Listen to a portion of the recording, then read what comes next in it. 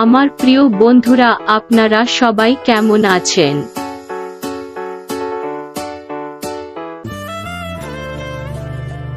Hello friend, আশা করি আপনি সকলে ভালো আছেন। তো দেখতে পাচ্ছেন এটি হচ্ছে BC 547 NPN ট্রানজিস্টর। তো আমি এটা নিয়েছি, তো তারপর এখানে রেখে দিলাম।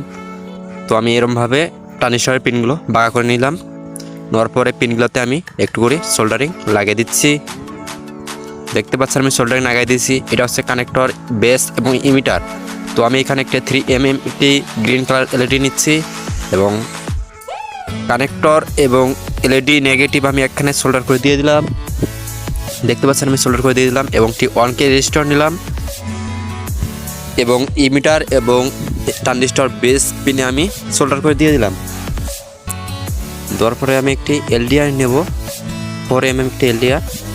তো LED পজিটিভের সাথে আমি একটি LDR পিন দিব এবং ট্রানজিস্টর বেস পিনের সাথে একটা সোল্ডার করে দিব। তো দেওয়ার পরে আমি এইভাবে ব্যান করে নেব, যখন LEDর আলোটা ডাইরেক্ট LDRতে গিয়ে পড়ে। তো দেওয়ার পরে আমি এখানে 3.7 ভোল্ট একটা লিথিয়াম ব্যাটারি ব্যবহার করতে আছি। এখানে আপনারা 9 ভোল্ট পর্যন্ত দিতে পারবেন।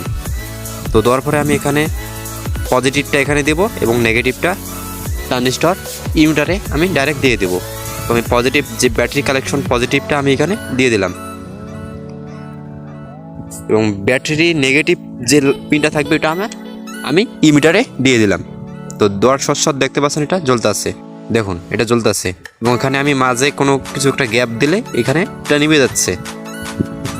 এখানে একটু আলো পারলে এটা জ্বলবে, আবার আলোটা নিয়ে গেলে তবুও জ্বলে থাকবে এবং মাঝে একটু গ্যাপ দিলে এটা নিভে যাবে অটোমেটিক।